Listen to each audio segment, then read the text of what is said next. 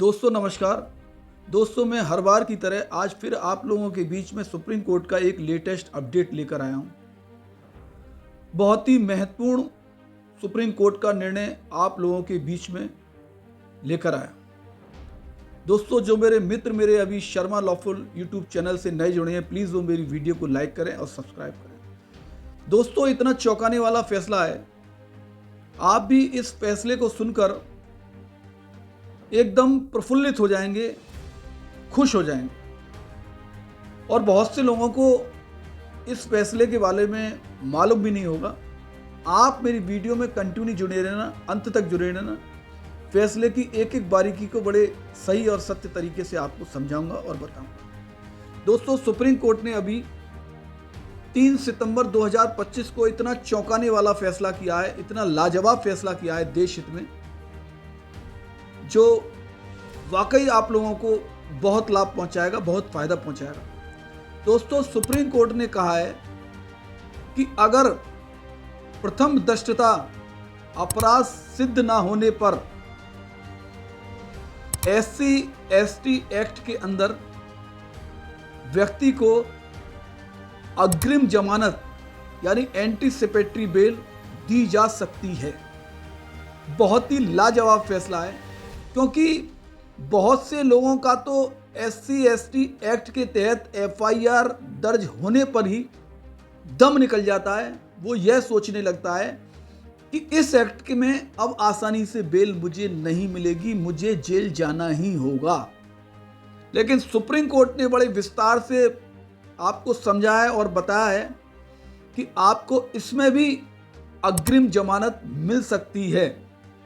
दोस्तों अदालत ने कहा कि जहां प्रथम दृष्टता यह पाया जाता है कि अधिनियम की धारा 3 के तहत अपराध सिद्ध नहीं हुआ है, ऐसे अपराध से संबंधित आरोप प्रथम दृष्टता निराधार हैं, वहां न्यायालय को धारा 438 के तहत अभियुक्त को अग्रिम जमानत देने के लिए अपने विवेक का प्रयोग करने का अधिकार है। बड़ा क्लियर कहा है सुप्रीम कोर्ट के माननीय जस्टिस जी ने। Chief justice of India CJI BR Gavai, justice के विनोद चंद्रन और जस्टिस NV अंजारिया की बेंच ने यह शानदार निर्णय दिया है देश हित में। उनके पास एक शिकायतकर्ता की अपील स्वीकार की और प्रतिवादी नंबर 1 को अग्रिम जमानत देने वाला बॉम्बे हाई कोर्ट का आदेश रद्द कर दिया। प्रतिवादी ने कथित और तौर पर अपीलकर्ता को उसके जाति के नाम का उल्लेख करके सार्वजनिक रूप से गाली दी और अपमानित किया, ये बताया था। आरोपियों ने शिकायतकर्ता को लोहे की छड़ से पीटा और घर जलाने की धमकी दी। अपीलकर्ता शिकायतकर्ता की मां और चाची के साथ भी ऐसा ही व्यवहार किया। उन्हें भी उसी जातिवादी गाली से संबोधित किया का प्रयोग स्पष्ट रूप से शिकायतकर्ता को अपमानित करने के इरादे से किया, क्योंकि वह उस अनुसूचित जाति समुदाय से था। अभियुक्तों द्वारा की गई अपमानजनक बातों और आचरण से जातिगत गठजोड़ स्थापित होता है। शिकायतकर्ता को जातिवादी और अपमानजनक तरीके से कोई परेशानी नहीं होती है और अभियुक्तों की इच्छा के अनुसार विशेष उम्मीदवार बाहुबली आरोपी संख्या 8 के पक्ष में वोट नहीं था। हालांकि न्यायालय ने स्पष्ट किया कि प्रथम दृष्टता मामला बनता है या नहीं, यह निष्कर्ष निकालते समय न्यायालयों को लघु परीक्षण आयोजित करके साक्ष्य के दायरे में प्रवेश करने की अनुमति नहीं होगी।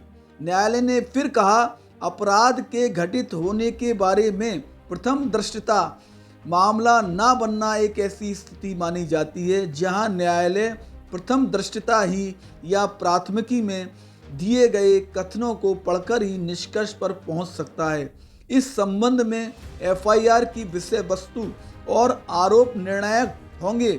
इसके अलावा प्रथम दृष्टता अपराध बनता है या नहीं, इस निष्कर्ष पर पहुंचने में न्यायालय को साक्ष्य के दायरे में जाने या अन्य सामग्रियों पर विचार करने की अनुमति नहीं होगी। ना ही न्यायालय लघु परीक्षण आयोजित करने को निर्णय ले सकता है। दोस्तों, सुप्रीम कोर्ट ने बहुत ही बारीकी और बहुत ही सत्य व सही तरीके से समझाया है कि अगर प्रथम दृष्टया अपराध सिद्ध नहीं होता है SC/ST एक्ट के तहत, तो उसे एंटीसिपेटरी बेल यानी कि अग्रिम जमानत व्यक्ति को मिल सकती है। वह जेल जाने से आसानी से बच सकता है। लेकिन ये सिद्ध करना पड़ेगा कोर्ट के समक्ष, और कोर्ट को भी ये ध्यान रखना होगा कि इस पर ये बनता ही नहीं है, ये सिर्फ एक गलत तरीके से दर्शाया जा रहा है, इस पर ये अपराध नहीं बनता है। अगर नहीं बनेगा तो आपको तुरंत इमीडिएटली कोर्ट जो है अग्रिम जमानत एंटीसिपेटरी बेल देने के लिए तैयार हो जाएगी, राजी हो जाएगी। दोस्तों, अगर ये मेरी वीडियो आप लोगों को अच्छी लगी हो तो आप मेरी वीडियो को लाइक करें, सब्सक्राइब करें, शेयर करें।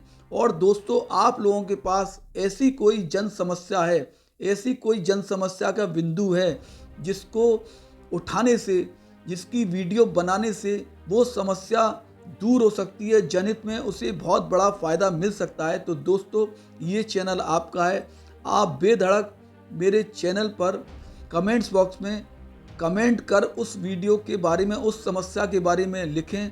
मैं अवश्य ही आप लोगों के बीच में उस समस्या को लेकर कानूनी सही व सत्य तरीके से एक शानदार और जानदार वीडियो बनाऊंगा, जिससे आपको और जनहित को, देश को बहुत बड़ा फ़ायदा हो सके। धन्यवाद। जय हिंद, जय भारत।